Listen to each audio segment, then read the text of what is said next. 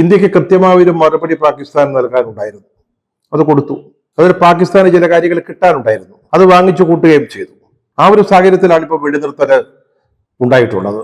ഇതില് ഈ രണ്ട് രാജ്യങ്ങളിലെയും സാധാരണക്കാരായ ജനങ്ങൾ ആശ്വാസം കൊള്ളുന്നുണ്ട്. പക്ഷേ ചില ആളുകൾക്ക് ഈ രണ്ട് രാജ്യങ്ങളിലും ചില രാഷ്ട്രീയ ലാഭങ്ങൾ ഇതിൽ നിന്ന് ഉണ്ടാക്കാം എന്ന് കരുതിയിരുന്നവർക്ക് സ്വാഭാവികമായിട്ടും നിരാശയോ അതൃപ്തിയോ അസംതൃപ്തിയോ ഒക്കെ ഉണ്ടായിട്ടുണ്ടാവാം.